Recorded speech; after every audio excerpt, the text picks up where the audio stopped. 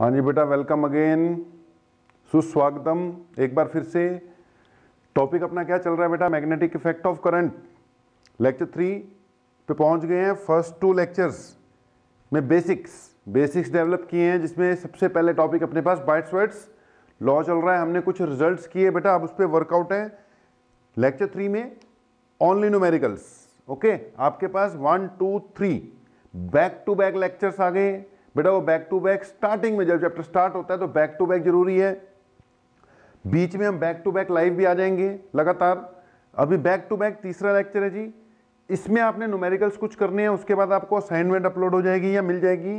अपने न्यूमेरिकल्स करो, उसके बाद फिर हम लाइव क्लासेस में भी खूब सारे न्यूमेरिकल्स करने जा रहे हैं। तो हमने अभी तक क्या किया? अगर मैं रिजल्ट्स की बात करूं, ये 3 न्यूमेरिकल मैंने बना रखे हैं, इसको करवाते एक एक करके। पहले अगर बेटा रिजल्ट की बात करें, आज हम वैसे क्या करने जा रहे हैं? ओनली न्यूम्स, ठीक है, सिर्फ न्यूम्स करेंगे। रिजल्ट्स में अपने साइड पे लिख लो कि जी स्ट्रेट कंडक्टर का वैसे फार्मूला क्या होता है, इससे r डिस्टेंस की दूरी पर b is equal to k into I by R into sine of phi 1 plus sine of phi 2।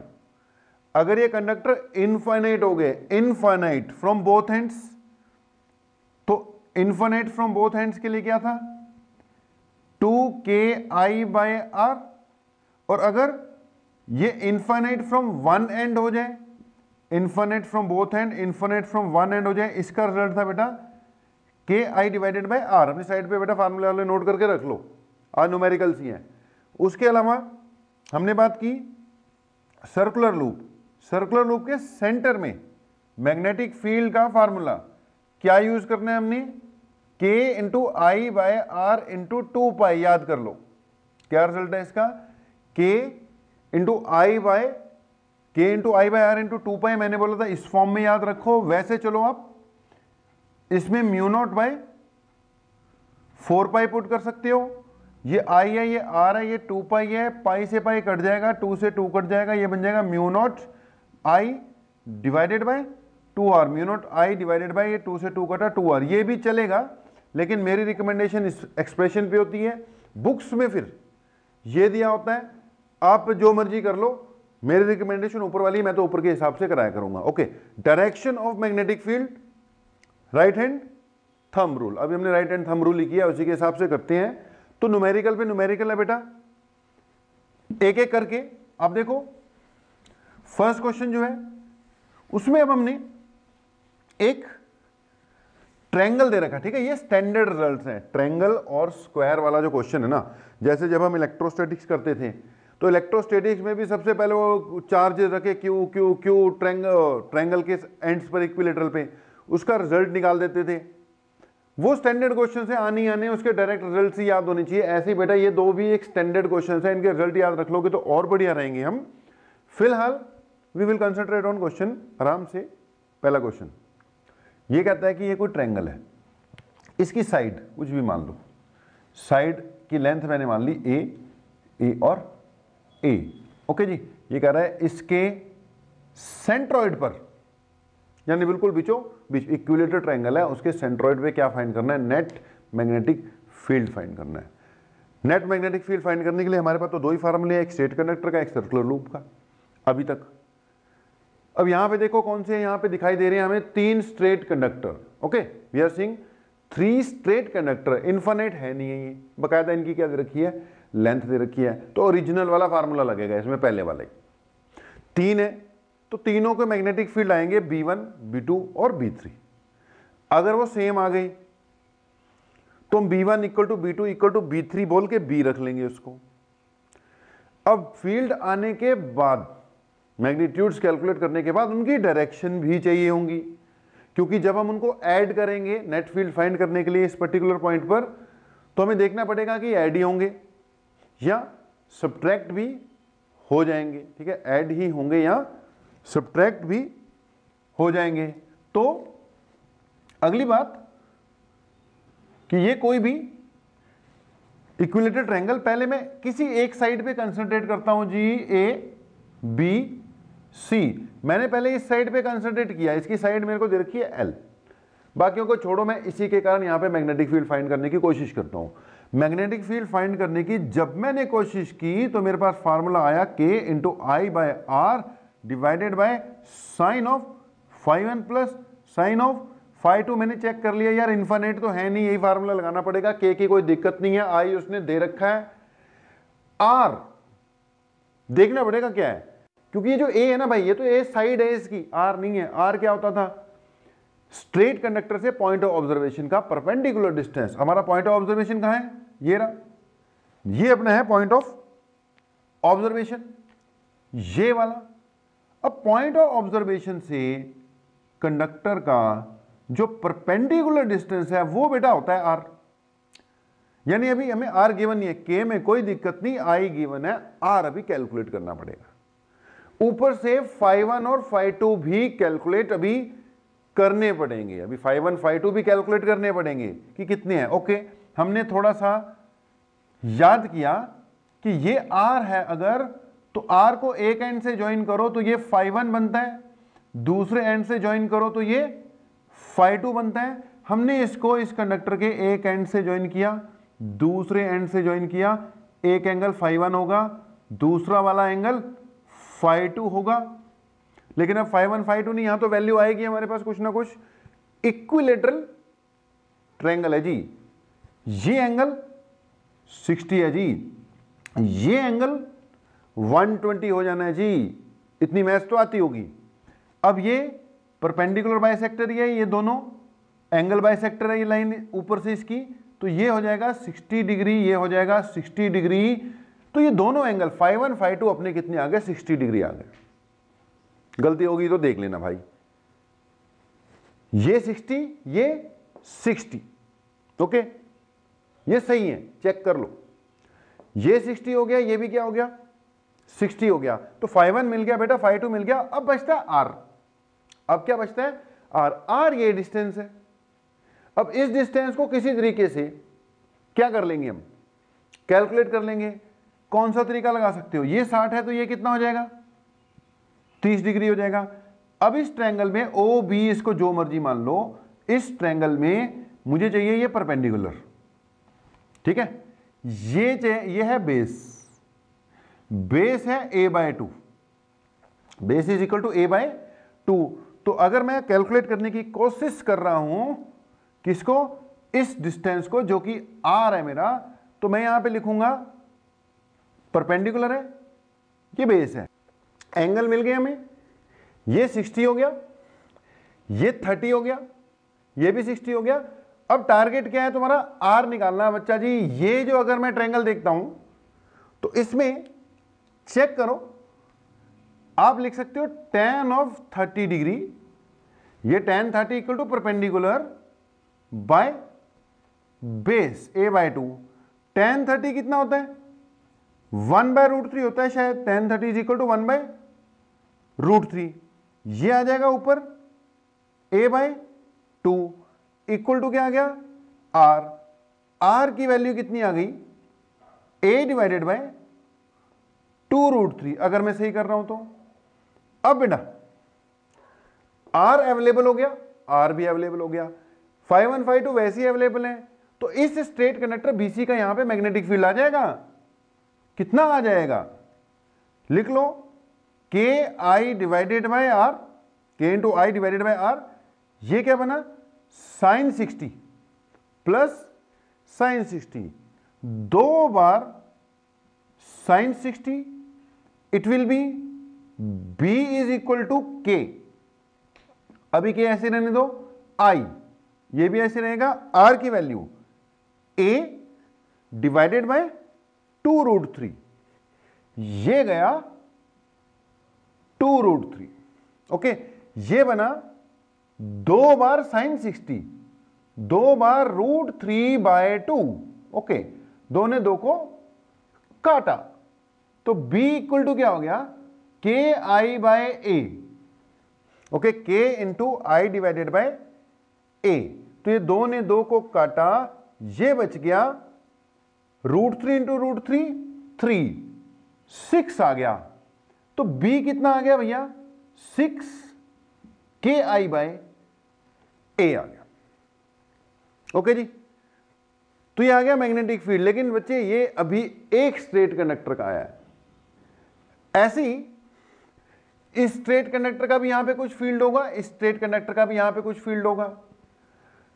Symmetry कहती है कि जब मैं इस वाले कंडक्टर का यहां पे फील्ड फाइंड कर रहा हूंगा तो सब कुछ तो सेम है। ये वाला डिस्टेंस r होगा, उसका वही आएगा। इक्विलेटरल ट्रायंगल है, सारी सिमेट्री चेक कर लो, एंगल पे एंगल वही बनेंगे, रिजल्ट सेम ही आएगा। इस कंडक्टर का अगर यहां फील्ड फाइंड करोगे तो भी रिजल्ट क्या आएगा, सेम आएगा। तो हमारी ऑब्जर्वेशन कहती है कि जो अगर ये पहले वाले को मैं B1 बोल रहा हूं, 1 बोल रहा हूं, 1 बोल रहा हूं, 1 बोल रहा हूं, 1 बोल रहा हूं, तो जो B1 है और B2 है और जो B3 है वो सेम आएंगे, B मान लेते हैं। ओके जी, अब अगली बात, मैग्नीट्यूड में तो सेम आ गए हैं, अगर इन सब की डायरेक्शन सेम हुई तो ऐड हो जाएंगे, 3 भी आ जाएगा। अगर कोई ऑपोजिट वाला हुआ तो सब्ट्रैक्ट भी करना पड़ सकता है। अगर किसी एंगल वेंगल का चक्कर पड़ गया तो parallelogram law of vector addition भी लगाना पड़ सकता है। तो यार चेक करते हैं डायरेक्शन। डायरेक्शन के लिए तुम्हारे पास है राइट हैंड थंब रूल। ये करंट मैंने इस तरफ शो किया हुआ है, पॉइंट ऊपर जा रहा है, तो ऊपर वाले पॉइंट पे फिंगर्स ऐसे घूमकर आ रही हैं। अगर पॉइंट नीचे होता तो आउटवर्ड आता, ऊपर है तो इनवर्ड्स।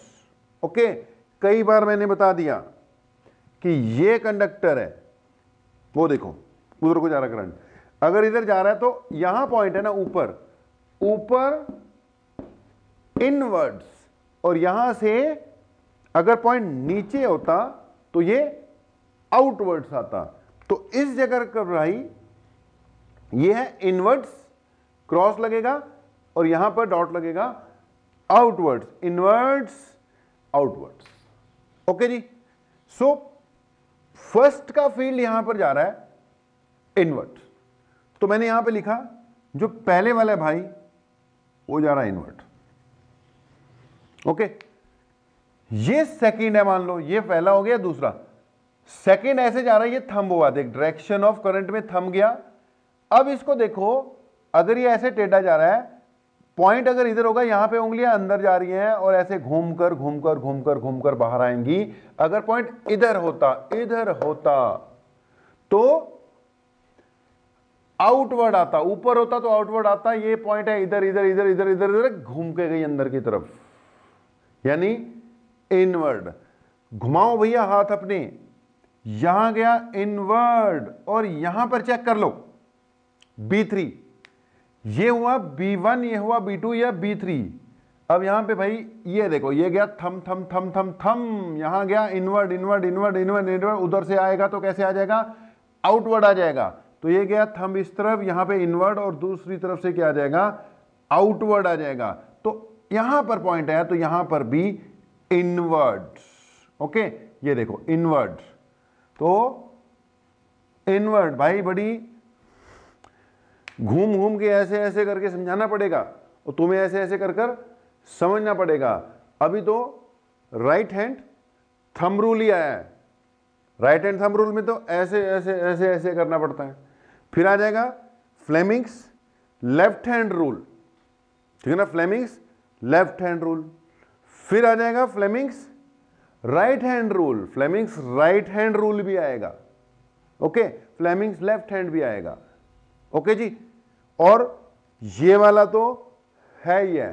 तो इस पूरे चैप्टर में भाई आप लोग क्या करते रहोगे, ऐसे ऐसे ऐसे यो यो करते रहोगे। तो इसलिए थोड़ा ध्यान रखना है, यो यो करते रहना है। अगर आप कभी बैठकर न्यूमेरिकल सॉल्व कर रहे होगे और ऐसे ऐसे कर रहे होगे, ऐसे कर रहे होगे, और राइट हैंड थंब रूल लगा रहे होगे, लेफ्ट हैंड लगा रहे होगे, तो आपके पेरेंट्स ये भी कह सकते हैं कि भाई ये क्या कर रहा है।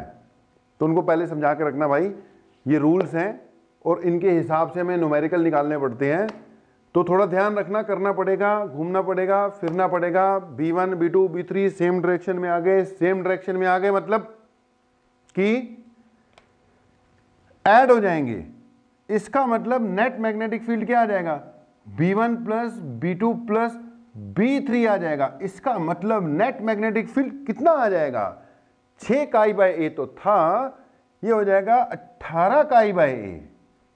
ओके, या ये हो जाएगा 18, इसकी जगह क्या आ जाएगा, mu naught by 4 pi into I by A. So बेटा ट्रायंगल का आप रिजल्ट ही याद रख लो, 18 के आई बाय ए, उसके सेंटर पे जाकर मैग्नेटिक फील्ड फाइंड करना हो तो ये था बेटा आपका फर्स्ट स्टैंडर्ड सा क्वेश्चन जो हमें करा देना चाहिए या जो हम करा देते होते हैं। 18 के इंटू आई बाय ए आ गया। अब कंसंट्रेट करते हैं दूसरे वाले पे, ठीक है।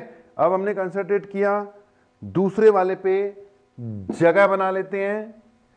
ये है भैया स्क्वायर, ठीक है जी, ये हो गया एक स्क्वायर, स्क्वायर की साइड है ए, इसके बीच में भी क्या फाइंड करना है हमने, नेट मैग्नेटिक फील्ड फाइंड करना है। इसके सेंटर पर नेट मैग्नेटिक फील्ड हमने फाइंड करना है। ओके, कोई बड़ी बात नहीं है, अगर पहला वाला समझ में लग गया तो ये ऐसे ही हो जाना है यार। इसके सेंटर पे फाइंड करना है, इस बार कितने कंडक्टर हैं, 4। अच्छा, इसका क्या रिजल्ट आया था, लिख के रख लो, 18 के आई बाय ए, इसकी साइड है। ओके, आई इसमें से करंट है, के की वैल्यू म्यू नॉट बाय 4 पाई है। ओके जी, यहां पर देखो 4 कंडक्टर्स, पहले एक का फील्ड फाइंड करेंगे, फिर बाकियों को चेक करेंगे, डायरेक्शन चेक करेंगे, ऐड करना हो ऐड कर देंगे, सब्ट्रैक्ट करना हो सब्ट्रैक्ट कर देंगे। ध्यान से देखना जी, ये है जी करंट। ओके, अब पहले एक पे कंसंट्रेट करते हैं, नाम इसका रखते हैं ABCD। क्या नाम रख दिया इसका, ABCD, ABCD नाम रख दिया। ओके, अब मुझे पता है कि ये स्ट्रेट कंडक्टर है तो फार्मूला तो वही लगेगा, के आई बाय ए, नहीं R, into sine phi 1 plus sine phi 2, formula तो यही लगेगा। करंट गिवन, के पता ही होता है, आर नहीं गिवन, उसने तो साइड दे दी, मुझे क्या निकालना पड़ेगा, आर निकालना पड़ेगा। अब आर होता है पॉइंट ऑफ ऑब्जर्वेशन से कंडक्टर का परपेंडिकुलर डिस्टेंस। इस बार ज्यादा पंगा है ही नहीं, ये आ जाएगा a बाय 2, ये टोटल a है, तो ये जो r है जो अपना, it will come out to be a by 2। चलो बात खत्म हुई, r कितना आ गया, a डिवाइडेड बाय 2 आ गया। अब r आ गया a बाय 2 मिल गया। अब आते हैं एंगल्स पर, एंगल्स की में भी इसमें कोई खास दिक्कत नहीं है, स्क्वायर है, ये टोटल 90 होता है, ये बन जाएंगे 45, ठीक है जी। तो ये दोनों एंगल आ गए आपके 45।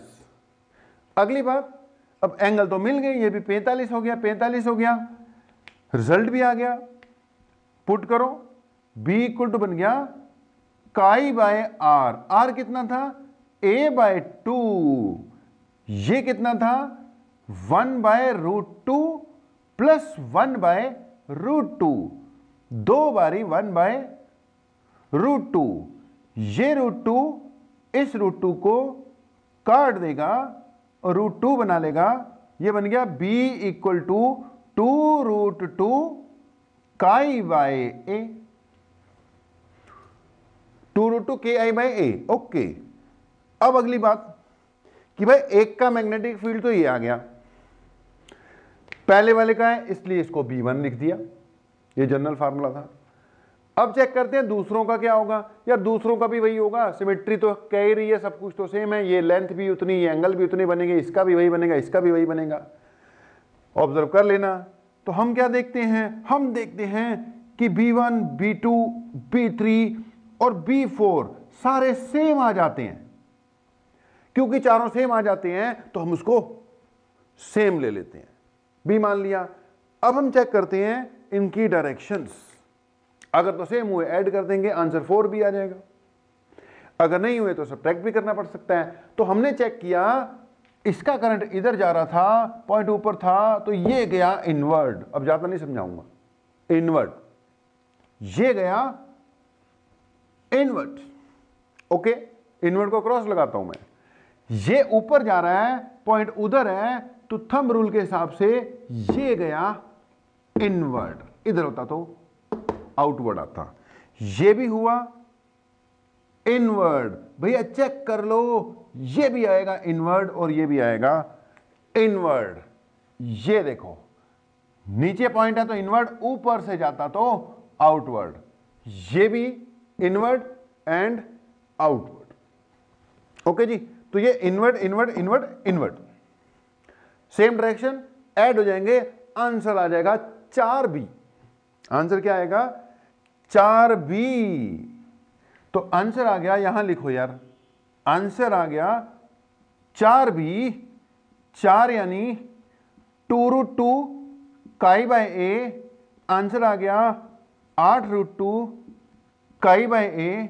लेकिन भैया काई काई मैं ही कर सकता हूं, तुम नहीं कर सकते, तुम इसको k इंटू आई ही बोलोगे और k की जगह वैल्यू भी पुट करोगे। ये आंसर हमारा है, लोग इसको मानेंगे नहीं, तो आपने k की वैल्यू जरूर पुट करनी है। मैं तो k के फॉर्म में याद ही करवा दूंगा ना, इसका आंसर याद कर लो, ऑब्जेक्टिव में बहुत काम आएगा। 18 KI/A, ये 8√2 KI/A। ओके जी, उम्मीद है ये भी समझ में लग गया होगा। अब दोनों में एक सिमिलरिटी है क्वेश्चंस में, डायरेक्शन इन दोनों क्वेश्चंस में आगे से चेक करने की जरूरत नहीं है। अगर करंट कंटिन्यूटी में जा रहा ना, कंटिन्यूटी में लूप बन रही है यार, ये भी कंटिन्यूटी में जा रहा है, इसकी भी क्या बन रही है? लूप बन रही है यार। तो यार अगर लूप बन रही है तो आप ऐसे करके एक ही बार में राइट हैंड थंब रूल भी लगा सकते थे और एक ही बार में नेट फील्ड क्या आ सकता था? इनवर्ड। इनवर्ड ही तो निकाला ना हमने, इसमें भी बोला था पहले का भी इनवर्ड, दूसरे का भी इनवर्ड, तीसरे का भी इनवर्ड, तो टोटल नेट भी इनवर्ड ही है। इसमें भी पहले का, दूसरे का, तीसरे का, चौथे का, सबका तो इनवर्ड आ रहा था। जब ऐड करोगे तो नेट फील्ड इसका भी क्या आएगा? इनवर्ड आएगा। तो मैं बोल रहा हूं अगर बेटा कंटिन्यूटी में करंट है तो कंटिन्यूटी में ऐसे ही कर दो ना, अंदर जा रहा था इनवर्ड, इसमें भी देखो कंटिन्यूटी में यहां पर बस थंब करंट, कल्ले कल्ले जब मैंने किया तो थंब करंट था, अब लूप ही बना दी। तो लूप में आपको पता है फिंगर्स क्या होती हैं? करंट होती हैं। तो यहां से यहां से यहां से यहां से ये भी क्या आ रहा था? इनवर्ड आ रहा था। ओके जी, अब समझो, ये कोई आपको ये नहीं है कि नोट कर लो, उसके लिए करवा रहा हूं। जो आपकी थ्योरी है वो तो चलो नोट करके आती है, वो उसके आपको बढ़िया से नोट्स बनाने हैं। अब बढ़िया से तो खैर इसको भी बनाने हैं, लेकिन इनका पर्पस सिर्फ नोट करना नहीं है कि आप नोट कर लिया, बहुत मजे आ गए, लेक्चर लगा लिया। नोट नहीं, इनको अंडरस्टैंड कर लो। ये तैयारी करवा रहा हूं, असाइनमेंट्स करने की तैयारी करवा रहे हैं आपकी। अब आते हैं अगले सवाल पे। अगला सवाल थोड़ा सा हमने क्या कर दिया, चेंज कर दिया। इसमें दो करंट कैरिंग वायर्स हैं, इनफाइनाइट वायर्स हैं, बोथ आर इनफाइनाइट वायर्स। ये इधर से करंट लेके जा रही है आगे इन्फिनिटी तक। देखो जब ना दिया हो ना तो आपने देख के समझ जाना है इनफाइनाइट वायर। अगर उसने लॉन्ग वायर वर्ड यूज किया तो भी क्या बोलोगे? इनफाइनाइट वायर ही है। अगर उसने ऐसे फिगर बना रखी है और इसके एंड वगैरह कुछ नहीं दे रखे तो नहीं, कई बार देते कि इनफाइनाइट है, आपको खुद को समझ जाना है कैसी है। ये इनफाइनाइट वायर है बेटा, ये इनफाइनाइट वायर है, एक दूसरे को क्रॉस कर रही है, करंट आपको दिख रहे हैं। इस पर्टिकुलर पॉइंट पी पे वो क्या मांग रहा है? मैग्नेटिक फील्ड मांग रहा है। तो हम देखेंगे यहां पे कितने कंडक्टर हैं? दो कंडक्टर हैं, दो कंडक्टर हैं। पहले दोनों के क्या निकालेंगे? मैग्नेटिक फील्ड निकालेंगे। उसके बाद दोनों की क्या चेक करेंगे? डायरेक्शन चेक करेंगे। अगर तो सेम डायरेक्शन में जाते हुए तो ऐड करेंगे, अगर ऑपोजिट डायरेक्शन में जाते हुए तो सब्ट्रैक्ट करेंगे, और अगर किसी और एंगल पर जाते हुए तो पैरेललोग्राम लॉ लगाकर वो √a² + b² + 2ab cos theta वाला लगाकर हम उसको सॉल्व करेंगे। तो अब क्वेश्चन को हम चेक करेंगे। दो स्ट्रेट कंडक्टर इनफाइनाइट वाले, तो इनफाइनाइट वालों के लिए हम यूज करेंगे 2KI/R। अब इस एक्सप्रेशन में 2 तो गिवन है, K पता ही होता है, I भी गिवन है। जैसे मान लो मैं पहले इस कंडक्टर की बात कर रहा हूं, तो इसका आई गिवन है I2, बच गया R। R क्या होता है? पॉइंट ऑफ ऑब्जर्वेशन का इससे परपेंडिकुलर डिस्टेंस। अब पॉइंट ऑफ ऑब्जर्वेशन का परपेंडिकुलर डिस्टेंस हमें साफ साफ दिखाई दे रहा है Y। तो अगर मैं इस कंडक्टर की बात कर रहा हूं, इसमें से करंट I2 फ्लो कर रहा है, तो इसके करंट को मैं इसके मैग्नेटिक फील्ड को मैं B2 बोल देता हूं, बोल दिया। अब B2 का जब मैं मैग्नीट्यूड फाइंड करूंगा तो 2 आएगा, K आएगा, I की जगह I2 आएगा और R की जगह Y आएगा। आ गया। अब इसकी लगे हाथों डायरेक्शन भी फाइंड कर ही लेते हैं। जब मैंने इसकी डायरेक्शन फाइंड की तो मैंने देखा कि ये जा रहा है थंब, पॉइंट नीचे होता तो इनवर्ड, लेकिन पॉइंट ये रहा थंब, पॉइंट ऊपर है, ऊपर है, ऊपर है, ऊपर है, ऊपर है, ये आ गई उंगलियां आउटवर्ड्स। थंब पॉइंट नीचे होता तो इनवर्ड जाती उंगलियां, ये देखो पॉइंट नीचे होता तो इनवर्ड जाती। यहां बना देते हैं यार, ले ये वो कंडक्टर हमने यहां बना दिया, वहां पे हाथ ऊंचा हो रहा था, बाजू टूट जाएगी। ये देखो पॉइंट नीचे होता तो इनवर्ड, ये ऊपर ऊपर ऊपर ऊपर ऊपर ऊपर ऊपर आउटवर्ड। समझो बातों को, सारा खेल डायरेक्शन का यहां पर। तो ऊपर वाले पॉइंट में यहां पर फील्ड कैसा आएगा? आउटवर्ड आएगा। तो हमने इसको लिखा आउटवर्ड, ले ओ भैया, मैंने लिख दिया आउटवर्ड, डॉट लगा दिया आउटवर्ड। अगली बात, इसी पॉइंट पर टोटल फील्ड फाइंड करना है ना, तो पहले वाले का भी देख लेते हैं, जिसमें करंट I1 फ्लो कर रहा है, उसका नाम B1 रख दिया। ये कंडक्टर है तो इसका 2 पता है, K पता है, I भी पता है, बच गया R। R है, ये वाला पॉइंट है, तो ये परपेंडिकुलर डिस्टेंस, ओ भाई ये परपेंडिकुलर डिस्टेंस कितने? X है, तो ये X हो गया, तो ये बन गया 2K I1/X आ गया। ओके, आ गया जी। अब चेक करते हैं ये फील्ड किस तरफ जा रहा है। फील्ड किस तरह है? इसका फील्ड आउटवर्ड था, इसका फील्ड चेक करो, पॉइंट गया उधर, इनवर्ड। इधर होता तो आउटवर्ड, उधर है तो इनवर्ड। ओके जी, इसका फील्ड आ गया इनवर्ड। समझो, रोक के डायरेक्शन चेक करो भैया। आप बटन दबाओगे हम रुक जाएंगे, फिर सोचते रहना, फिर बटन दबाना ना, हम फिर बोलने लग जाएंगे। तो रोक कर आप चेक करो डायरेक्शन, तब बात बनेगी। अब आप क्या देखते हो? B1 और B2 एक इनवर्ड है, एक आउटवर्ड है, तो ये सब्ट्रैक्ट होंगे। अच्छा, सब्ट्रैक्ट किसको किससे करना है?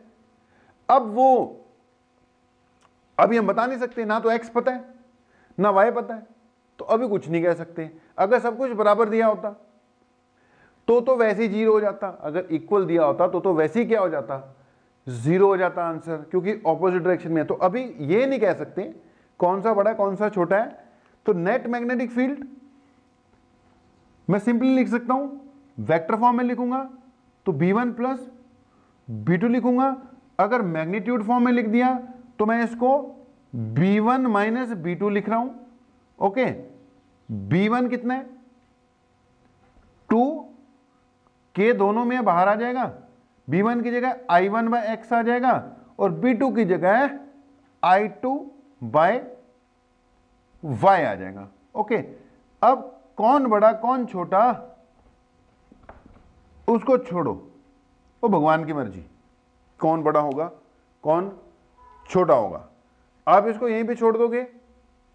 अगर रिजल्ट नेगेटिव आ रहा है, नेगेटिव नेगेटिव नेगेटिव, अगर रिजल्ट यहां से नेगेटिव आ गया तो इसका मतलब वो किसके डायरेक्शन में जा रहा है? B2, net magnetic field B2 वाली डायरेक्शन में, और B2 कौन सी थी? आउटवर्ड। अगर पॉजिटिव आ गया तो इसका मतलब ये बड़ा था, ओवरऑल किधर आ जाएगा? इनवर्ड आ जाएगा। तो भाई इस तरीके से क्वेश्चंस चलते रहेंगे, और भी अभी करवा रहे हैं आपको 2 क्वेश्चन, छोटे छोटे सॉल्व नहीं करूंगा, स्ट्रेट कंडक्टर वाले ही हैं, उनको सॉल्व नहीं करूंगा, वैसे ही बता देता हूं। ये 3 बातें तो अपनी हो ही गई हैं, वो वैसी पॉइंट बताना है। कंसेप्ट क्लियर हो ही रहे होंगे अभी तो, तो वैसे ही पॉइंट बता देते हैं। मान लो अपने पास दो पैरेलल कंडक्टर्स हैं, मान लो भाई, मान तो लेते ही हो तुम लोग, सारी बातें मानते हो हमारी। तो ये दो कंडक्टर्स हैं भाई, एक I1 है और एक I2 है, बिल्कुल सेंटर पे मैग्नेटिक फील्ड ढूंढना है। इनफाइनाइट कंडक्टर है, इनफाइनाइट।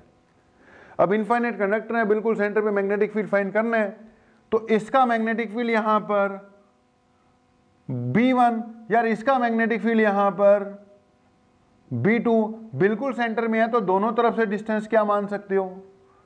सेम ही मान सकते हो। ओके जी, सेम ही मान सकते हो। तो यार इसका यहां पे मैग्नेटिक फील्ड कितना आ गया? B1 का कितना आ गया? 2k I1 bye x. B2 का क्या आ गया? 2k I2 bye x. Simple. अब आ गई डायरेक्शन की बात। किसकी बात आ गई? डायरेक्शन की। भाई स्ट्रेट कंडक्टर है, पॉइंट इधर है, तो ये बन गया इनवर्ड। किधर गया? इनवर्ड। ओ भाई चेक कर लेना, इनवर्ड। ओके, ये स्ट्रेट कंडक्टर है, पॉइंट इधर है, उधर होता तो इनवर्ड, उधर होता तो इनवर्ड, और अगर अगर अगर अगर अगर अगर इधर आ गया तो आउटवर्ड। तो इसका फील्ड इनवर्ड था, इसका फील्ड इधर, ये इनवर्ड पॉइंट है, ये गया गया गया गया गया गया आउटवर्ड, ये रही उंगली आउटवर्ड। तो ये आ जाएगा आउटवर्ड, एक इनवर्ड है एक आउटवर्ड है, मतलब इनको क्या कर देना? सब्ट्रैक्ट कर देना, ये सब्ट्रैक्ट हो जाएंगे, वो अपने आप करते रहना। अगर कहीं करंट सेम हो जाए, एक्स तो वैसे सेम लिया मैंने, अगर कहीं करंट भी सेम हो गए, करंट अगर सेम हो गई तो दोनों कट जाएंगे, आंसर क्या हो जाएगा? जीरो आ जाएगा। तो यहां पे जीरो भी आ सकता है आंसर, अगर दो पैरेलल स्ट्रेट कंडक्टर है। कंक्लूजन निकल गया भाई, अगर दो पैरेलल स्ट्रेट कंडक्टर हैं, दोनों में सेम करंट है, तो उनके बीच में बिल्कुल सेंटर पे नेट मैग्नेटिक फील्ड फाइंड करना, तो जीरो आ जाएगा। इनफाइनाइट कंडक्टर होने चाहिए, जीरो आ जाएगा। एक और केस कर लो इसी का, अगर मैंने इसमें करंट की डायरेक्शन पलटा दी, ये पैरेलल और ये एंटी पैरेलल करंट जा रहे हैं, बिल्कुल सेंटर की बात करता हूं, एंटी पैरेलल करंट है, बिल्कुल सेंटर की बात करता हूं, तो जब मैं बिल्कुल सेंटर की बात करता हूं तो B1 B2 तो वही आएंगे मैग्नीट्यूड में। डायरेक्शन चेक कर लेते हैं, इसका यहां पर फील्ड इनवर्ट, इनवर्ट, इसका फील्ड यहां पर, ये गया थंब नीचे, इनवर्ट, तो इसका फील्ड भी इनवर्ट, इसका फील्ड भी इनवर्ट, ऐड हो जाएंगे।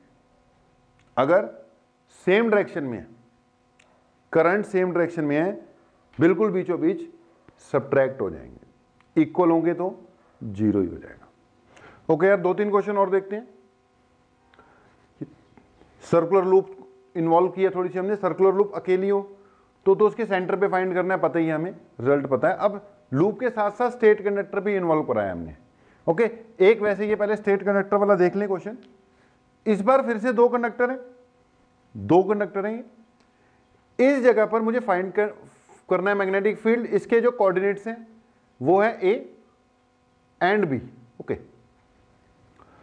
बेटा, ये दो कंडक्टर हैं, ये इनका एक एंड है, देखो ये एक एंड गिवन है और एक एंड इनका इनफाइनाइट है।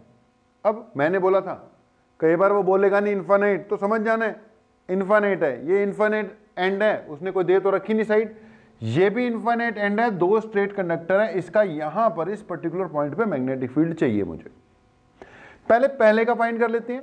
फिर वही बात, स्ट्रेट कंडक्टर है तो उसका मैग्नेटिक फील्ड फाइंड करने के लिए फार्मूला तो अपने पास KI by R sine φ1 plus sine φ2 ही रहेगा।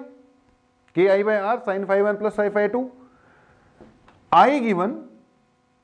ओके, ये जो करंट आ रहा है इसमें कंटिन्यूटी में आ रहा है, देखो करंट इसमें कंटिन्यूटी में आ रहा है। मान लो यहां से नीचे उतर रहे हैं और यहां से इस पर्टिकुलर डायरेक्शन में जा रहा है। ओके, तो K पता ही है, I हमें गिवन है, डायरेक्शन भी गिवन है, बच गया R। यार R होता है पॉइंट ऑफ ऑब्जर्वेशन का कंडक्टर से परपेंडिकुलर डिस्टेंस, ये परपेंडिकुलर डिस्टेंस है, ये मिल गया भाई, ये कितना मिल गया, b मिल गया, चलो r मिल गया, b के इक्वल पुट हो जाएगा। अब आते हैं एंगल्स पर, ये साइन φ1 और दूसरा क्या है साइन φ2, एक हो गया साइन φ1, दूसरा हो गया साइन ऑफ φ2। ध्यान देना φ1 φ2 क्या है, पॉइंट ऑफ ऑब्जर्वेशन को अगर आप एक एंड से मिलाते हो तो जो एंगल बनता है वो φ1 होता है, और जब इसको दूसरे एंड से मिलाते हो, दूसरा एंड तो है ही नहीं ना, दूसरा एंड तो इंफिनिटी जाएगा, इंफिनिटी, बात को समझो, इंफिनिटी जा रहा है तो वो एंगल 90 हो जाएगा। तो भाई इस कंडक्टर के लिए एक एंड तो मीट हो गया, एंड्स आर मीटिंग, तो ये φ1 हो गया। दूसरा वाला इस कंडक्टर के लिए एंड नहीं है, ये तो इंफिनिटी जाएगा, तो इस स्ट्रेट कंडक्टर के लिए ये हो गया φ1 मान लेते हैं इसको, ये तो क्या हो गया 90 डिग्री हो गया। तो फर्स्ट वाले का फील्ड वो आ गया k i by r, r की जगह आएगा b इंटू ये बनेगा साइन ऑफ φ1। अब साइन φ1 इसके हिसाब से देखोगे, इस ट्रायंगल के हिसाब से अगर इसको φ1 मानो, साइन होता है परपेंडिकुलर बाय हाइपोटेन्यूज। अब बच्चा जी इसके हिसाब से एंगल के सामने वाला परपेंडिकुलर हो गया, तो साइन φ1 लिखना था मैंने परपेंडिकुलर यानी ए, नीचे क्या आना था हाइपोटेन्यूज, ये हो गया परपेंडिकुलर, ये हो गया बेस, ये है हाइपोटेन्यूज। अब आप इमेजिन करो हाइपोटेन्यूज कितनी है, ये हाइपोटेन्यूज की वैल्यू कितनी है, under root A square plus B square, शायद मैंने सही लिखा, प्लस अगला वाला साइन 90 है वो बन जाएगा 1, वो बनेगा 1। तो एक तरफ वाला क्या बन गया K I by B A by root A square plus B square, क्योंकि बच्चा जी ये फाई था, इसके सामने वाला परपेंडिकुलर, ये बेस, ये हाइपोटेन्यूज, साइन होता है परपेंडिकुलर बाय हाइपोटेन्यूज, तो यहां से b1 कितना आ गया K I by B A by root A square plus B square plus 1, जो भी आएगा अब उसको देखते रहना। अच्छा डायरेक्शन किधर आ गई इसकी, ये देखो आउटवर्ड आ गई, इधर को जा रहा था, ऊपर आएगा तो ये आउटवर्ड आ जाएगी, हमने इस पे डॉट लगा दिया।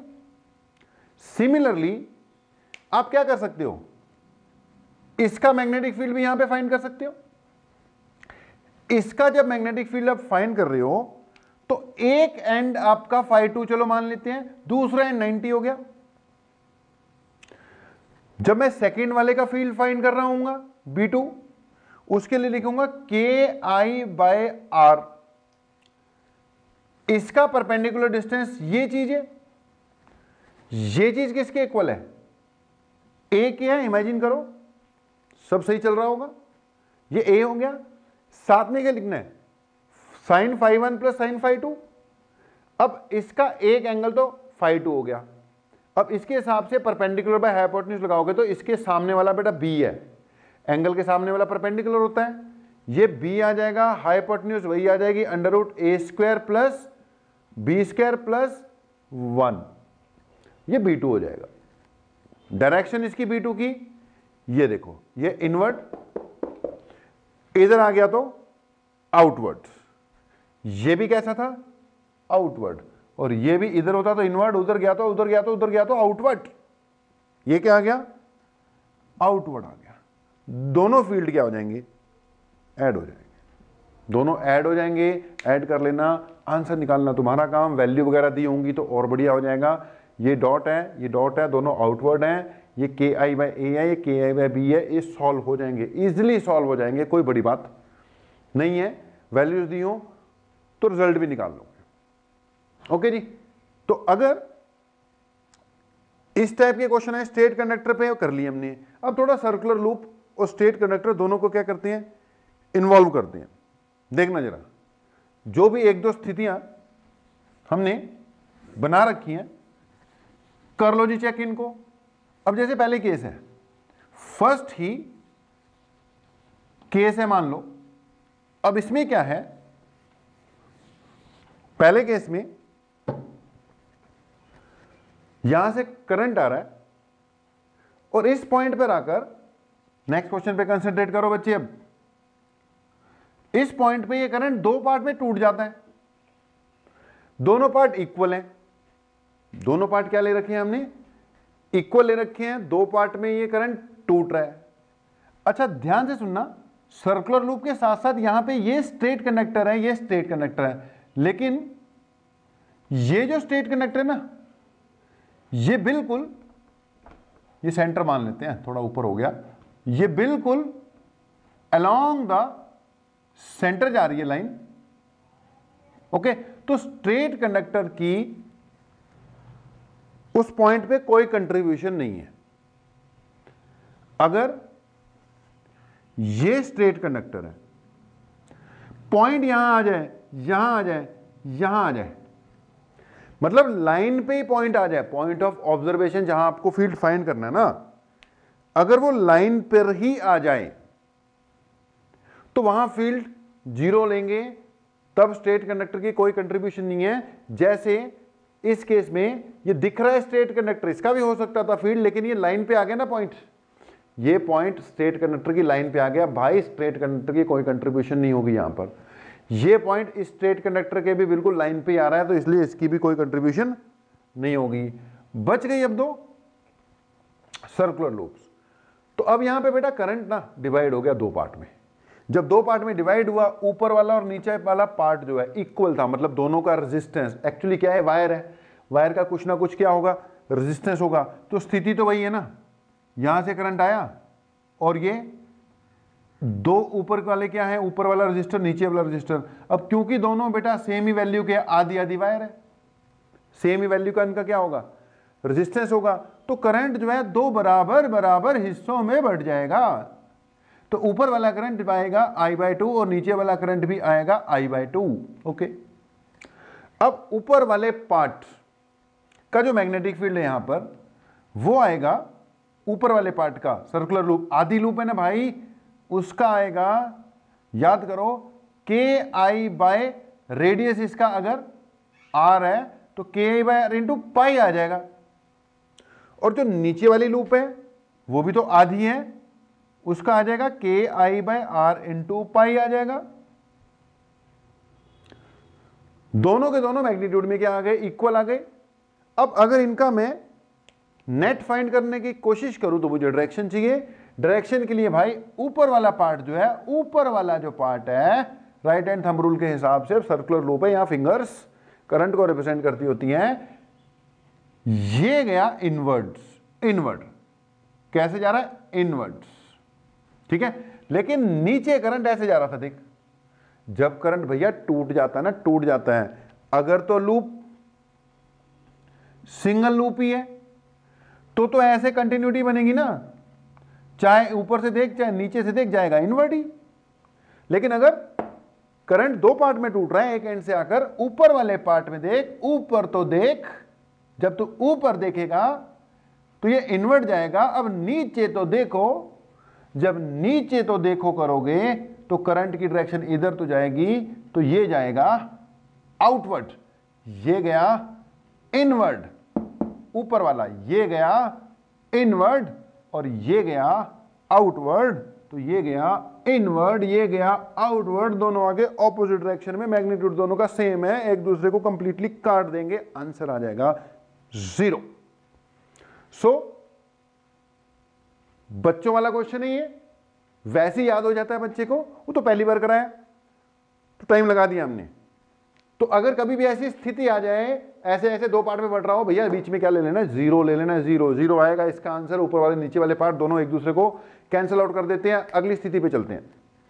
अगली स्थिति ये है, इसमें भी करंट, इसमें भी करंट बाहर से आ रहा है, दो हिस्सों में बढ़ रहा है।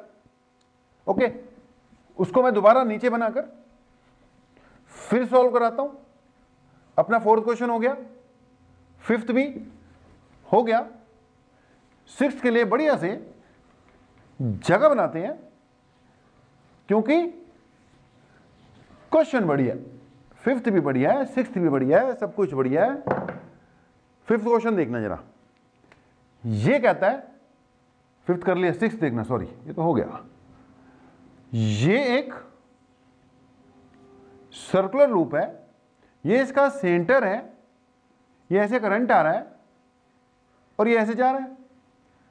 अब यहां से करंट आया, यहां पर दो हिस्सों में बटा, कुछ ऊपर गया कुछ नीचे गया, ठीक है, कुछ ऊपर गया कुछ नीचे गया। इस बार ये दोनों हिस्से बराबर बराबर नहीं है। चेक करो, ये वाला जो पार्ट 3/4 है, वहां पे आधा आधा था, और ये वाला जो पार्ट 1/4 है। ऊपर वाला पार्ट 3/4 है, नीचे वाला पार्ट 1/4 है, तो करंट इक्वल तो नहीं होगा। ओके जी, अब आपको पता लग गया करंट इक्वल तो नहीं होगा। ऊपर वाले पार्ट का नाम रख देते हैं I1, नीचे वाले पार्ट का नाम रख देते हैं I2, रेडियस R है। अब जब हम मैग्नेटिक फील्ड फाइंड करेंगे ना ऊपर वाले और नीचे वाले पार्ट का, तो पहले करंट की वैल्यू कैलकुलेट करनी पड़ेगी, तब चलेगा आगे। अब जो ऊपर वाला पार्ट है बेटा वो 3/4 है, यानी ऊपर वाले, अगर टोटल वायर का रेजिस्टेंस R मान ली, तो ऊपर वाले पार्ट का 3/4 R आएगा और नीचे वाले पार्ट का 1/4 R आएगा। सिंपल, लेंथ के डायरेक्टली प्रोपोर्शनल है, तो ये वाले पार्ट का 3/4 ऑफ R आएगा, ये वाले पार्ट का 1/4 आ जाएगा। अच्छा, जो करंट होता है वो इनवर्सली प्रोपोर्शनल टू रेजिस्टेंस होता है। Current is inversely proportional to resistance. अब क्योंकि करंट रेजिस्टेंस का इनवर्सली प्रोपोर्शनल है, अगर ये 3/4 है और ये 1/4 है, तो जो करंट आएगा ऊपर वाला जो आएगा वो 1/4 ऑफ टोटल आएगा, और जो नीचे वाला पार्ट है उसका 3/4 ऑफ टोटल आएगा। समझो भाई, इस पार्ट का रेजिस्टेंस कम है, रेजिस्टेंस इस पार्ट का कम है, तो करंट इस पार्ट का ज्यादा हो जाएगा ना। इस पार्ट का रेजिस्टेंस ज्यादा है तो करंट उतने क्या हो जाएगा, कम हो जाएगा। तो मैंने डायरेक्टली, सोचना अब साइड पे सोचते रहना, डायरेक्टली करवा दिया भाई। जब ये करंट आ रहा था दो हिस्सों में बट गया, ऊपर वाले हिस्से में कितना करंट जाएगा, 1/4 ऑफ टोटल करंट जाएगा। भाई जब बराबर बराबर थे तो बराबर बराबर चले गया, बराबर बराबर नहीं है तो नहीं गया। ऊपर वाले पार्ट में 1/4, नीचे वाले पार्ट में 3/4। मैंने I1 I2 निकाल दिए भैया आपको। I1 नीचे वाले को माना, नहीं ऊपर वाले को माना, वो हो गया I/4। I2 नीचे वाले को माना, ये हो गया 3/4I। ओके, बढ़िया। अब ऊपर वाले पार्ट का अगर मैं मैग्नेटिक फील्ड फाइंड करूं, ऊपर वाले पार्ट का यहां से लेके यहां तक, यहां से लेके भैया यहां तक, ये जो पार्ट है इसका, नहीं यार ये मत लगाओ, करंट की डायरेक्शन में कंफ्यूज हो जाओगे। ओके, ऐसे ही बोल दिया, यहां से लेके यहां तक इस हिस्से का मैग्नेटिक फील्ड चाहिए, तो आपको पता है ये कितना एंगल सबटेंड कर रही है वायर, 3 इंटू π/2। चेक करो, π/2 π/2 π/2 π/2 वाले तीन हिस्से, 3π/2। और अगर इधर वाला पार्ट देखूं तो ये कितना सबटेंड कर रही है, π/2। तो ऊपर वाले पार्ट के लिए मैग्नेटिक फील्ड की वैल्यू याद रखने के लिए हमने बोला फार्मूला याद रखा करो, KI/R इंटू थीटा याद करो। पूरी वायर होगी तो KI/R इंटू 2π, आधी होगी तो KI/R इंटू पाई,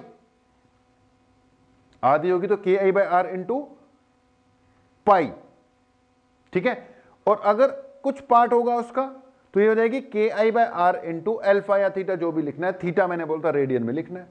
तो भाई ऊपर वाले पार्ट का मैग्नेटिक फील्ड कितना आ गया, K आ गया, I1 आ गया, R तो R ही रहेगा, और इसकी जगह कितना आ गया, 3π/2 आ गया।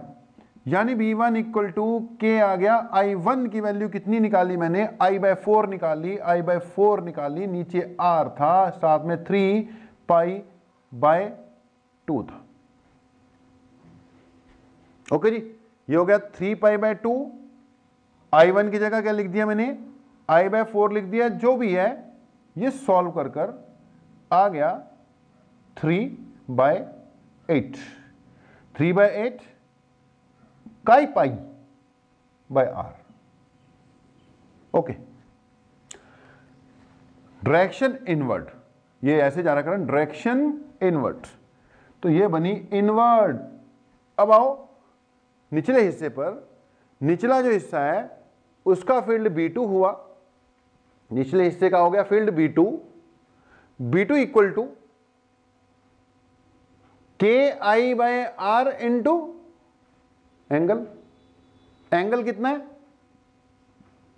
π/2, तो B2 कितना हुआ KI, I कौन सा लगना है यहां पर, I2, I2 की वैल्यू कितनी है 3/4I, 3/4I, नीचे R तो चलना ही चलना है, π/2 तो चलना ही चलना है। B2 की वैल्यू कितनी आ गई भैया, ये बन गई 2 नीचे है, 4 भी नीचे है, 4 2 जा 8, 3/8 काई पाई बाय आर।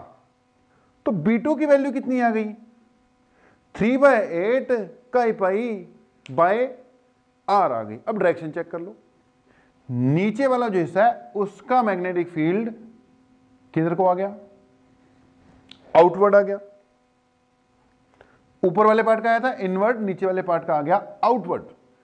जब ये आउटवर्ड आ गया तो ध्यान से देख लो दोनों वैल्यूज को, B1 कितनी आ रही है 3/8 काई पाई बाय आर, वो कितनी आ रही है 3/8 K I pi by R. Magnitude same, direction उल्टी कि सीधी, मैंने तो डॉट लगा दिया। ये किधर आ रहा है इनवर्ड, भाई इनवर्ड नहीं, डॉट नहीं है, क्रॉस है। इनवर्ड के लिए क्या लगा रखा है, क्रॉस लगा रखा है, डॉट लगा रखा है, तो डायरेक्शन तो उल्टी आ गई भाई, एक इनवर्ड एक आउटवर्ड, डायरेक्शन उल्टी, मैग्नीट्यूड सेम, आंसर 0। आंसर क्या आ गया 0 आ जाएगा, 0 आ जाएगा। कंक्लूजन क्या है, कंक्लूजन है कि अगर करंट बाहर से आ रहा है, दो हिस्सों में बट रहा है, फिर चाहे ये दोनों हिस्से जो दो पार्ट है, अगर करंट बाहर से आ रहा है और कुछ ऐसे जा रहा है कि जो वायर है 2 पार्ट्स में बट रही है, फिर चाहे वायर के 2 पार्ट्स आपस में इक्वल हो ना हो, सेंटर पे उसके मैग्नेटिक फील्ड कितना आएगा 0 ही आएगा। सेंटर पे उसके मैग्नेटिक फील्ड कितना आएगा 0 आएगा। अगर तो दो इक्वल पार्ट्स में बढ़ती है, बहुत बढ़िया, 0 आएगा, क्योंकि एक का आउटवर्ड और एक का क्या आना है इनवर्ड आना है। अगर वो अनइक्वल पार्ट्स होंगे तो बेटा जब पार्ट्स अनइक्वल होंगे ना, तो जिस पार्ट की लेंथ ज्यादा होगी उसका करंट उतने कम हो जाएगा, और जिस पार्ट की लेंथ कम होगी उसका करंट उतना ही ज्यादा होएगा, बैलेंस हो जाएगा, आंसर क्या आ जाएगा 0 आ जाएगा।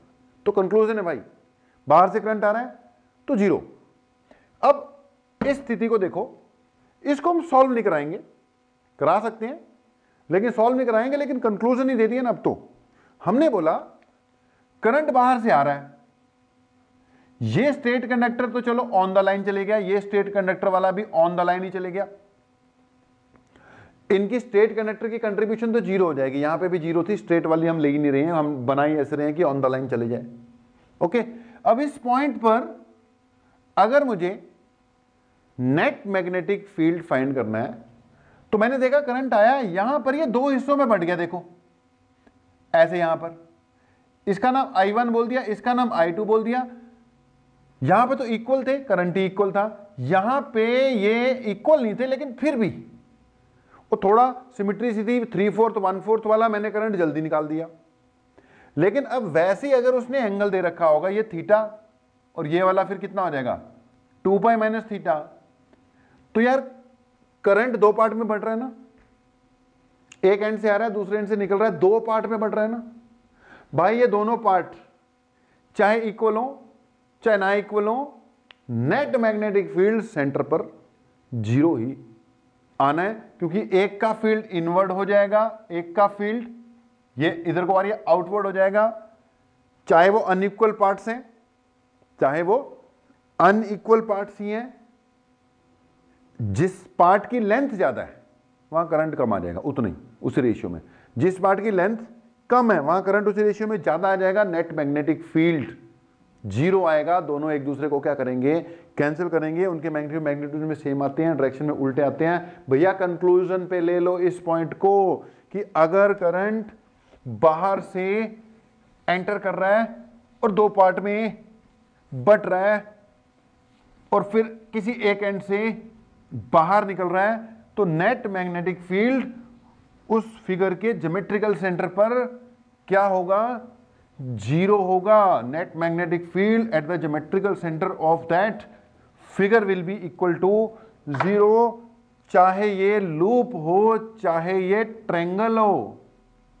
ये मान लो ट्रायंगल है, यहां से करंट आया बाहर से, ओके, यहां ये दो हिस्सों में बट गया, ओके, ये आई आया था, ये I1 हो गया, ये क्या हो गया I2 हो गया, दो हिस्सों में बट गया। ये इसका ज्योमेट्रिकल सेंटर है। अच्छा, ज्योमेट्रिकल सेंटर को जब जहां से बाहर आ रहा है ना उसके अलोंग द लाइन ले लिया ताकि इस पार्ट की कंट्रीब्यूशन ना आए, और इसको भी जहां से निकल रहा है, नहीं तो फिर ये भी कंडक्टर मान लिए जाएंगे और इनका भी कुछ ना कुछ मैग्नेटिक फील्ड लेना पड़ेगा। तो ये तो ऑन द लाइन आ गए, इनको तो छोड़ ही दो। ये ज्योमेट्रिकल क्या हो गया, सेंटर हो गया इसका, यानी कि सेंट्रोइड हो गया। ये I1 हो गया, ये I2 हो गया, ये A हो गया, ये B हो गया, ये C हो गया। मेरे भाई यहां पे करंट दो पार्ट में आया, इस ऊपर वाले पार्ट की लेंथ डबल है, ये ऐसे आ रहा है, इसका मैग्नेटिक फील्ड जाएगा इनवर्ड। ये नीचे वाला जो पार्ट है इसका मैग्नेटिक फील्ड जाएगा आउटवर्ड, ये इनवर्ड ये आउटवर्ड, लेकिन ऊपर वाले की लेंथ ज्यादा है तो करंट कम हो जाएगा। नीचे वाले पार्ट का लेंथ कम है तो करंट ज्यादा हो जाएगा, मैग्नेटिक फील्ड जीरो आएगा। भैया यहां पर आंसर क्या आएगा, जीरो आएगा। चाहे ये स्क्वायर हो, जो हमने पहले क्वेश्चन की ना ट्रायंगल स्क्वायर वाले, उसमें बाहर से करंट नहीं आ रहा था, ये बाहर से करंट आता है ऐसे निकल जाता है, यहां पे दो हिस्सों में बंटता है, ओके, ये दो हिस्सों में बंटता है। इन दोनों के कारण फील्ड इनवर्ड आएगा, इन दोनों के कारण फील्ड आउटवर्ड आएगा। नेट क्या आ जाएगा, जीरो। नेट क्या आएगा यहां पर, जीरो आ जाएगा। ठीक है जी, net field will be zero. Shape जैसी मर्जी हो। कई बार ये क्वेश्चन आ गया, मान ले एक बार बोर्ड में आ गया कि वो कहता है ऐसे ऐसे ये 12 वायर्स है, इससे मिलकर क्या बना रखा है, एक मैश सा बना रखा है। कहता है ऐसे करंट आता है और ऐसे एक साइड से निकल जाता है, ऐसे घूम घाम के कटते कटाते। Find the net magnetic field, वो करंट करंट भी दे रखा है बेवकूफ बनाने के लिए। अब भाई एक एंड से आ रहा है, वो कटेगा फटेगा, बाद में फिर जुड़ेगा, बाहर निकल जाएगा। सबके मैग्नेटिक फील्ड ऐसे आएंगे, कुछ इनवर्ड आ जाएंगे, कुछ इनवर्ड आउटवर्ड आ जाएंगे। Net magnetic field will be zero. Net magnetic field क्या आ जाएगा, जीरो आ जाएगा। तो कंक्लूजन में लिया हमने लाइन पॉइंट को कि अगर बाहर से करंट आ रहा है और पार्ट्स में बढ़ रहा है तो नेट मैग्नेटिक फील्ड क्या आना चाहिए, उसके ज्योमेट्रिकल सेंटर पर जीरो आना चाहिए। हाँ जी बच्चों, तो यार कुछ स्थितियां और देखो, देखनी पड़ेंगी भाई, मजबूरी है। ये कुछ शेप्स हैं, इसमें स्ट्रेट कंडक्टर और सर्कुलर रूप दोनों की इन्वॉल्वमेंट दे दी हमने। देखते हैं, जैसे पहला केस, ये सिंपल है। इसमें ये सेंटर है जहां पे मुझे मैग्नेटिक फील्ड फाइंड करना है। ये स्ट्रेट कंडक्टर है, सॉरी सर्कुलर लूप है, ये दो स्ट्रेट कंडक्टर है। तो अगर मैं यहां पे मैग्नेटिक फील्ड फाइंड करने जा रहा हूं तो मुझे तीन कंडक्टर्स दिखाई दे रहे हैं, दो स्ट्रेट कंडक्टर है, ये सेमी इनफाइनाइट है। एक एंड तो इन्फिनिटी वाला है लेकिन एक एंड पॉइंट के नजदीक है, ये भी स्ट्रेट है, ये सर्कुलर लूप है। तो दो स्ट्रेट कंडक्टर, एक सर्कुलर लूप। यहां पर हम क्या कर सकते हैं, तीनों का मैग्नेटिक फील्ड फाइंड करेंगे, B1 B2 B3, direction check करेंगे और ऐड कर देंगे डायरेक्शन का ध्यान रखते हुए। ओके, फर्स्ट केस को अगर मैं जज करता हूं तो बेटा ये स्ट्रेट कंडक्टर कुछ ऐसा है कि पॉइंट ऑफ ऑब्जर्वेशन उसकी लाइन पर आ रहा है। ये स्ट्रेट कंडक्टर भी ऐसा है कि पॉइंट ऑफ ऑब्जर्वेशन ये उसकी लाइन पे आ रहा है, तो इन दोनों की कंट्रीब्यूशन तो हो गई 0, बच गया सेमी सर्कुलर लूप। अब जो सेमी सर्कुलर लूप है उसका मैग्नेटिक फील्ड यहां पर, अब पता ही है आपको, KI/R इंटू पाई। तो इसका मैग्नेटिक फील्ड, क्योंकि रेडियस दे रखा है हमें R, कितना आ गया, KI/R into pi. It is K into I/R into pi. Direction inward, direction inward, या आप लिख दो perpendicular to plane in inward direction, या फिर आप क्रॉस लगा दो, क्रॉस का मतलब इनवर्ड होता है। ओके, अब हमने क्या किया, अगले केस में हमने इस तार को पकड़ के खींच दिया, इसका प्लेन चेंज कर दिया, ये ऊपर वाला वही है, ये वही है, ये तार भाई मैंने सीधी कर दी। अब देखते हैं स्थिति में कहां बदलाव हुआ। 3 कंडक्टर हैं, straight straight semi circular loop.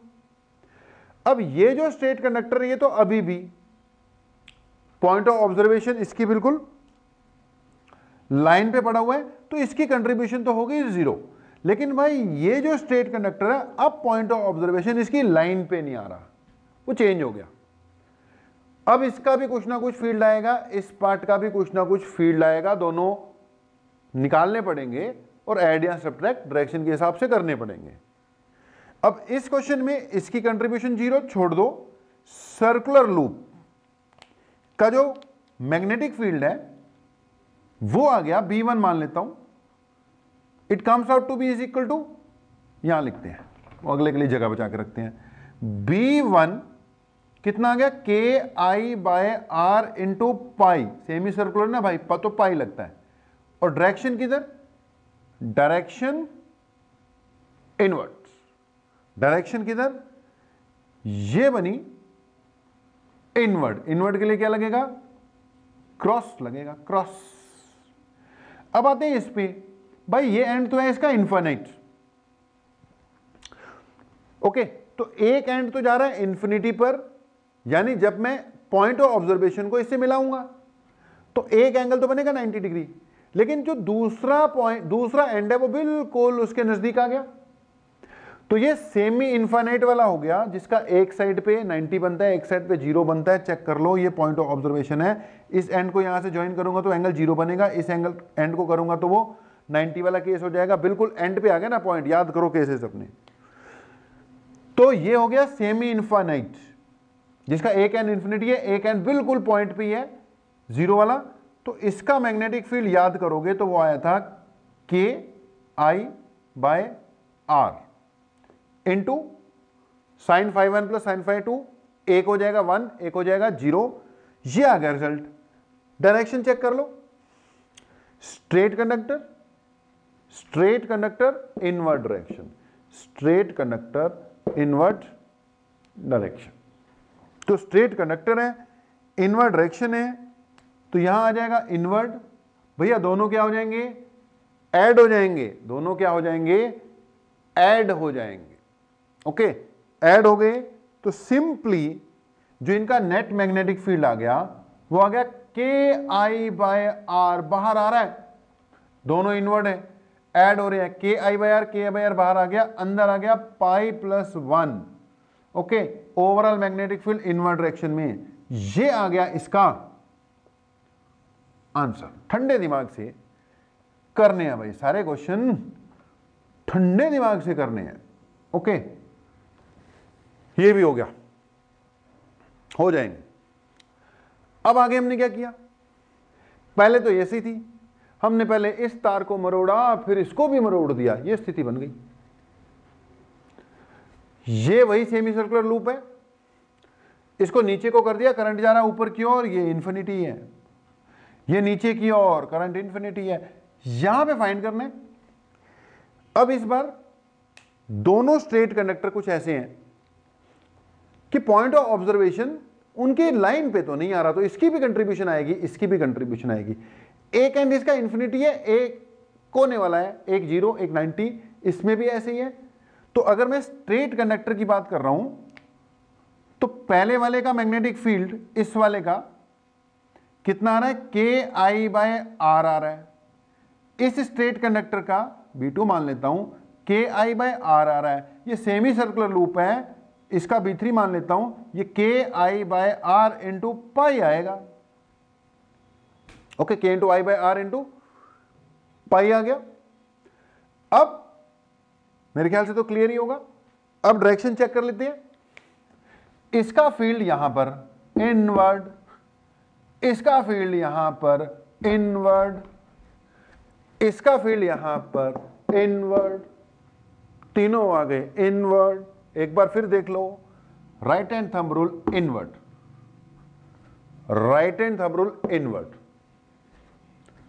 Right hand thumb rule के हिसाब से इनवर्ड, तीनों आए inward inward inward inward inward inward, add हो जाएंगे, सिंपल ऐड हो जाएंगे। जो कॉमन आ रहे हैं कॉमन निकाल दो, ये दोनों तो बराबर ही हैं, ये बन जाएगा के आई बाय आर, ये 1 बचना है 1 बचना है, 1 + 1 2 हो जाएगा, 2 + पाई, ये अपना क्या आ जाएगा आंसर, ये हो गया अपना आंसर। ओके जी। अब यहां तक आते आते तो देखो स्थिति सारी क्लियर हो ही गई होगी। अब देखो, पहले ऐसे वायर थी, मैंने एक मोड़ी, फिर दूसरी भी मोड़ दी, ठीक है, फिर दूसरी भी मोड़ दी। अब मैं क्या करने जा रहा हूं, ये केस देखना, ये वही लूप है, ये इसका सर्कुलर पार्ट है, ये रहा। ओके, ये इसका क्या हो गया, सर्कुलर वाला पार्ट हो गया। ओके, वो सर्कुलर पार्ट हो गया। इस बार हमने क्या, और ये जो है, ये वाले एंड को मैंने नीचे की ओर मोड़ा है, ये। और ध्यान देना, इसको मैंने क्या किया है, अब ऐसे नहीं, इसको मैंने ऐसे मोड़ दिया, ऐसे हो गई है, ऐसे, ध्यान से समझो, वही है। ये तो ऐसी रखी हुई है, देखो, इसको ऐसे कर दिया, और इसको, ये ऐसे जा रही है ना, इसको मैंने ऐसे मोड़ा, ऐसे ऐसे, ठीक है। ये करंट उल्टा शो हो रहा है, ये इनवर्ट जा रहा है। ओके, अब सोचो, ये अगर एक्स एक्सिस है, ये वाई एक्सिस है, तो ये क्या होना चाहिए, जेड एक्सिस होना चाहिए। अब जब मैंने इसको ऐसे मोड़ा, ऐसे ऐसे, तो ये नेगेटिव जेड की तरफ जा रही है कि नहीं जा रही है। जब इसको ऐसे मोड़ दोगे बेटा, देखो प्लेन में तो जेड ऐसे ही बनाना पड़ता है, ये एक्स है, ये वाई है, ये हुआ ना जेड, तो ये जेड हो गया। तो मैंने उसको ऐसे मोड़ा, ऐसे, तो ये जेड डायरेक्शन में जा रही है। किस डायरेक्शन में जा रही है, जेड डायरेक्शन में जा रही है। एक्चुअली फिगर पे कुछ ऐसे शो की हुई है, एक्चुअली ये है, ऐसे जा रहा है करंट, असली स्थिति ये है। यहां करंट अंदर की ओर जा रहा है, ऐसे मुड़ा और नीचे की ओर आ गया। अब इसको हमें जेड शो करते वक्त ऐसे शो करना पड़ेगा ना। तो इस वायर में करंट किधर जा रहा है बेटा, it is going in negative Z direction.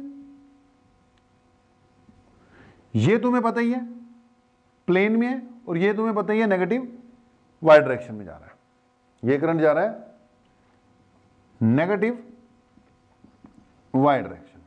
Okay, अब इसमें फिर से वही बात, सेंटर पे हमें क्या चाहिए, नेट मैग्नेटिक फील्ड चाहिए। तो 3 कंडक्टर हैं, 3 कंडक्टर हैं।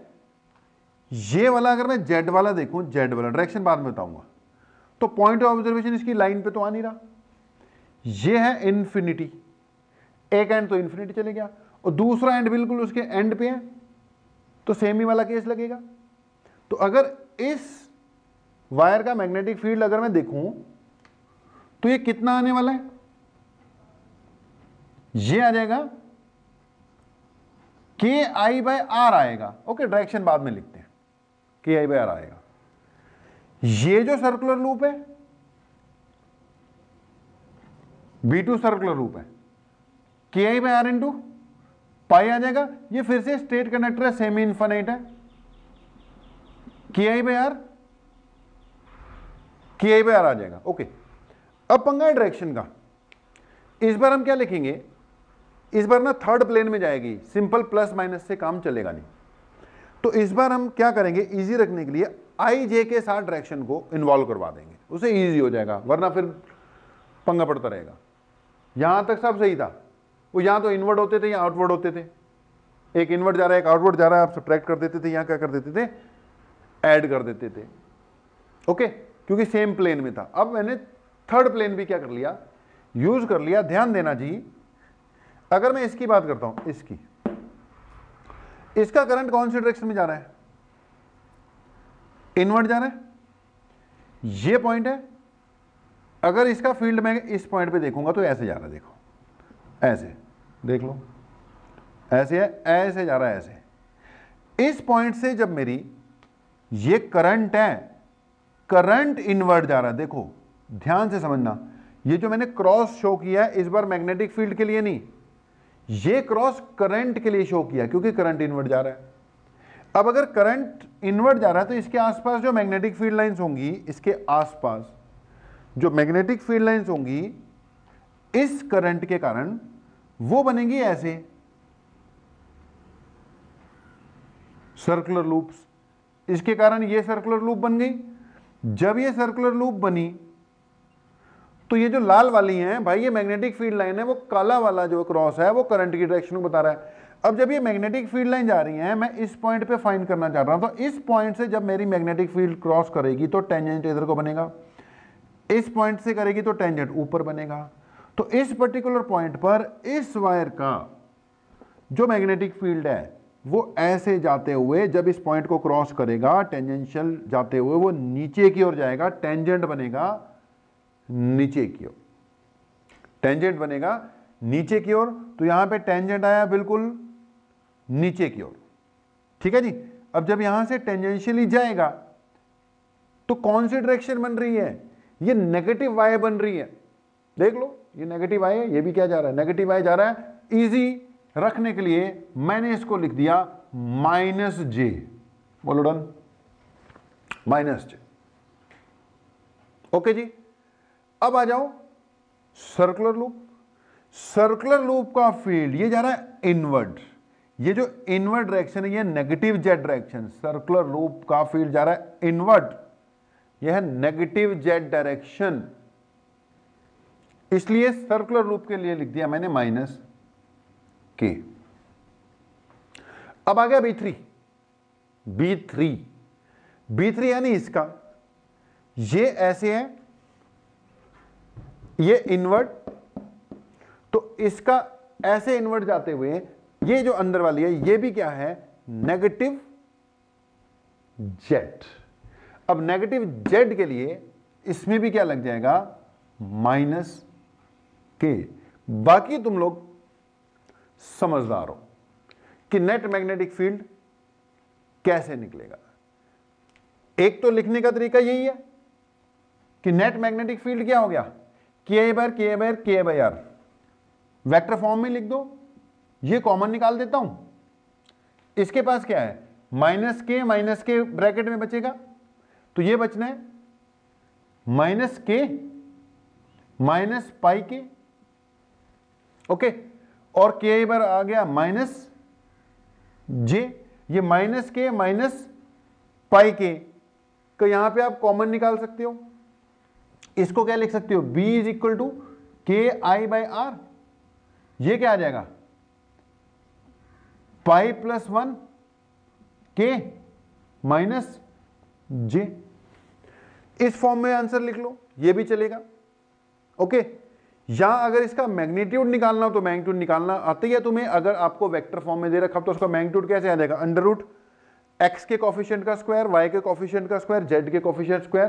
तो अगर मैंने इसका मैग्नीट्यूड निकालना तो ये होगा √k के साथ जो भी लगा हुआ है उसका स्क्वायर प्लस j के साथ जो भी लगा हुआ है उसका स्क्वायर, सॉल्व हो जाएगा। तो यहां पे थोड़ी कॉम्प्लिकेशंस आई, लेकिन यहां तक पहुंचते पहुंचते ये भी समझ में लगी क्या होगा, ठीक है जी। तो ये मैंने करा दिया था पहले वाला, दूसरा केस करा दिया, तीसरा केस करा दिया, ये इसका चौथा केस था, ये एक छोटू सा रह गया, ये थोड़ा मुश्किल था। अब इस छोटू को भी देख लो, इसमें भी कुछ नहीं है, कोई दिक्कत वाली बात नहीं है। ये एक सर्कुलर लूप हमें दे रखी, ठीक है जी। तो ये हमें दे दी इसने एक सर्कुलर लूप। इस सर्कुलर लूप के सेंटर पर हमने मैग्नेटिक फील्ड फाइंड करना है। एक तो ये पूरी की पूरी सर्कुलर लूप ही है, इसका मैग्नेटिक फील्ड KI/R इंटू 2 पाई, K इंटू I/R इंटू 2 पाई। अब ये जो पॉइंट है, ये पॉइंट, ये इधर से तो इंफिनिटी है लेकिन एक एंड पर आ गया, तो ये सेमी इंफिनिट लग गया। इसका क्या आ गया, KI/R आ गया। ये इधर से इंफिनिटी है लेकिन इसका एक एंड यहां पर आ रहा है, तो ये B3 भी क्या आ गया, KI/R आ गया। अब डायरेक्शन चेक कर लो, ये सर्कुलर लूप का तो आ गया आउटवर्ड, ये आ गया आउटवर्ड। ये स्ट्रेट कंडक्टर का भी आ गया आउटवर्ड, ये आ गया आउटवर्ड। इस स्ट्रेट कंडक्टर का भी आ गया, इसका भी भैया आउटवर्ड, इसका भी भैया आउटवर्ड, ये आ गया आउटवर्ड। तीनों को क्या कर देना, ऐड कर देना है, सारे तो आउटवर्ड आ गए। बी कितना आ जाएगा, KI/R बाहर आ गया। इसका क्या बचा, 2 पाई, इसका क्या बचा, एक और एक 2, आंसर क्या आ गया, 2 भी बाहर निकाल लो यार, 2 KI/R साथ में पाई प्लस 1 ओवरऑल आउटवर्ड। तो भाई इन कुछ न्यूमेरिकल्स को करो, अपनी असाइनमेंट सॉल्व करो। 3 लेक्चर्स बैक टू बैक जरूरी थे, पहले 2 कंसेप्ट डेवलप करने के लिए, तीसरा न्यूमेरिकल्स के लिए। अब न्यूमेरिकल करो, अब आएंगे हम डाउट पर लाइव। ओके जी, इससे पहले बीच में मैंने लाइव इसलिए लगवाया, फायदा नहीं था उसका कोई। अब ये कर फिर हम आते हैं लाइव पे। ओके बाय, टाटा, थैंक यू।